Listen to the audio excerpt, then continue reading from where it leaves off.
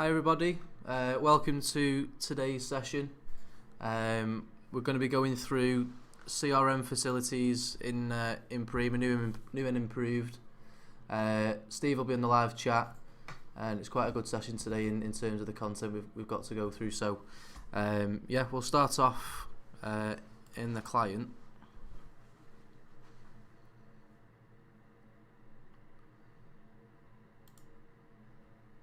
Okay, so if I go to the contacts, so it's driven within your contacts. You can do it from the contacts grid manager as well. So using the CRM tool that I'll just show you now once this is just loaded up. So you've got this CRM query. So what you can do is from the query you can select from the drop down, and then you can target particular contacts depending on the spend as well. So for example, the top one you've got there, so companies that have not spent a certain total in the last amount of days after spending at least so much total in the prior so many months. So if I just, probably best way to show you that, so if I just click on that, you can see then the options here. So you can say, well, companies that have not spent £5 for example in the last 6 days after spending at least, I don't know, £10 for example, £10 in the last so many months. So what you can do by these queries is, once I apply the query in search, we're going to be able to locate the customers that aren't spending so much when they usually would. So an example of this would be, you've got a customer that usually spends £500 a month with you. So far this month, it could be like towards the end of the month, the 20th of the month for example, you run this query. So you want to look at the last 20 days of what the spend is. So if it's not close to 500 quid, it's only been 100 quid, you want to see why, and then you can contact that customer and get more information and chase the sale basically. So it's a really good sales tool to use. So what I will do, I'll just show you the other examples. So that's an example of after spending less than so many months, that one. So the one below it, companies buying for the first time within the last so many days. So that one, for example, could be you've got a brand new customer ordering with yourselves for the very first time. So you can locate them straight away from the contacts grid, and then there's a few different options you can do, which I'll run through in the session. But what I will do, if I just put that to 1,000, it may just be one for yourselves, but with the data on the support database. So if I just search for that, that's simple, and a list through according to that criteria. So we can see 59 in the grid that have spent for the first time in the last 1,000 days. So from there you can see straight away their emails. If it's populated in the contact, the telephone number as well. So it probably will be on your database. It's just that with it being a test database, there's not a lot of data. So from here you can print the grid, you can export it into Excel if you wanted to, but it's just a quick way of you being able to find your customer. So okay, Aaron O'Connor, I'm going to give him a call and find out, well, for this particular query it was his first spend, so you're going to offer him a voucher or whatever you may do as part of your company. So that's a quick way of doing like a call round or something, or sending a list into MailChimp. But a really good one, what you can do is from the contact grid manager. If I just open that, you can run the queries from within there as well. So if you're trying to locate customers that usually spend a certain amount, or your new customers that have spent for the first time, you can search on all these different criteria. So if I select the query, so for example, companies buying for the first time within the last so many days, you may put that as 1, but I'm just going to put it as 1,000 just for this test database and to show you the full amount. You can also search on primary contacts, so you may only want to see the main contact from that company. You may want to see the financial contacts. You know, there's loads of different filters you can use. Some customers use a classification, so you can say whether they're a stationary buyer, a furniture buyer, loads of different ways you can narrow down your searches as well. So we've only got the query selected. So if I click search on that now, it's pulled through 59 companies that have bought for the first time in the last so many days. So if I go to the result tab and I can scroll across, you can save your settings if you want to. I can see straight away the contacts that fall in this criteria. You can see the emails and everything in there as well. So for example, where was my email there? So if I invert the selection,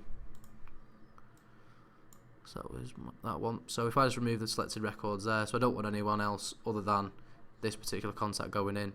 And then if I go to the change tab, so the reason you may filter the results tab as well is certain contacts, for example, may spend £500 a month for you 1 month, but then the next month they may not spend anything. So some contacts would be relevant for the searches, but just bear in mind some of the searches that you're applying on the queries may not fall in that kind of category.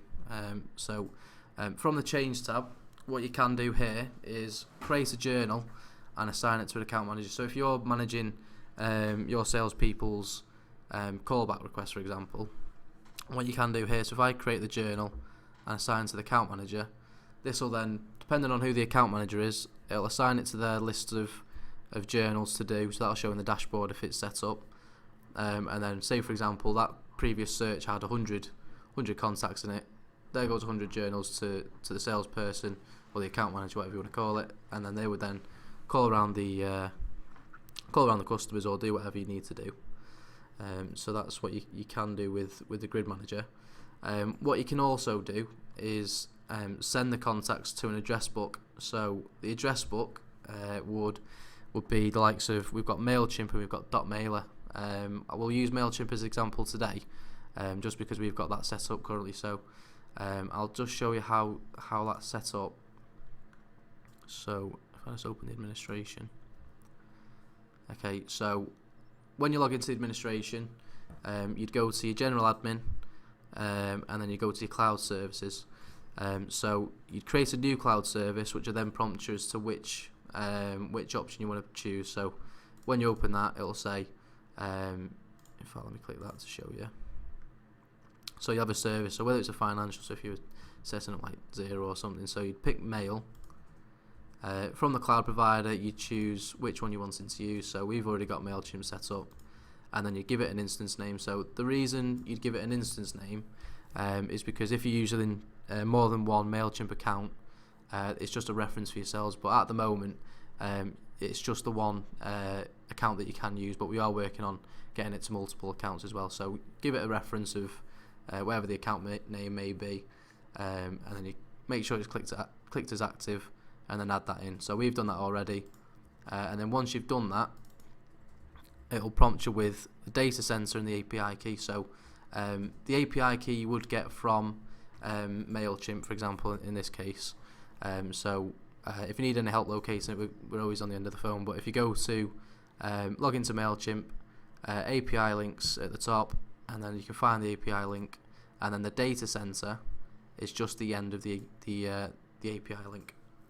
Okay, so your tick is active, save and close that, and then that's set up in Prima. So if I just go back to the Contact Grid Manager,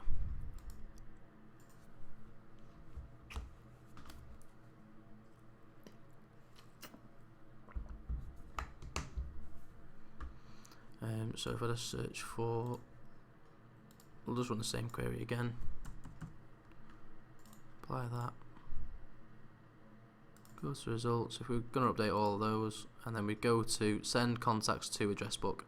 So if I tick that, I can then see from our mailing list, so this is our personal one, so we can see then where we're going to be adding that to. So this is looking directly into your MailChimp or your .mailer, so you have a list in there of whatever references, campaigns you've got them called, and then you can add these contacts then to that list. So for example, I'd send that to the customers list. If I click apply on that, everything from the result tab is now going to go into that campaign, so you can then run off your campaign in MailChimp to send something round or whatever it is you may want to do. Okay, so in terms of going back to the point I made about creating your journals against the account managers, if you were to do that, if I just close out here, it would go into your dashboard if you've got it set up. So all these tasks, you can see 12 there. So just one that I prepared earlier. So here's some of the welcome ones. So I added these onto to my user. So if I click into there, saying the subject of welcome, so this is running for that query I just ran then, saying the first buy for the first time within the last so many days, and then your account manager or your salesperson can see straight away, oh well, All Harrows College is bought for the first time in so many days, I'm going to give them a call. As it stands at the moment, you jump to the company journal, and then which you can manage the journal, so you can complete it once the job's done. You can retrieve the phone information, the contact information, for example. So see there, Michael Bryan. If we hover over his contact name, you'd have the phone number if it was inserted, or over the location, it's there as well. Once you're happy with it, you can click complete, job's done, save that, and then that's that callback complete. So speaking with the development team earlier, there are enhancements going in for this journal area. So what will be added in is like the contact information, phone number, etc., going to be directly in this journal, as well as some further options such as completing the journal as well. So if it was the case that you generated your callback journal, what you can do, so you can postpone the journal or complete it and create a new one, which if you were to do that, it prompts you for a reason why it's being completed in terms of why is it being rescheduled. So you can say, for example, the Michael in this contact was keen on buying something else, but he said to call back next week. So you complete that journal with that information, and it automatically generate your new journal with your new date of whatever it may be. Okay, so that's covering the journals for the CRM, and then what we'd probably say to start with would be to use the contacts and the contact grid manager to update your lists in like some MailChimp, and doing your callback requests and your journals as a starting point to kind of learn how the queries are run, how they're being applied to the users and your account managers. But there is also an automation facility which has been developed into the product as well, which we'd probably say, just going back to that, as a starting point, we'd start with the contacts and the contact grid manager.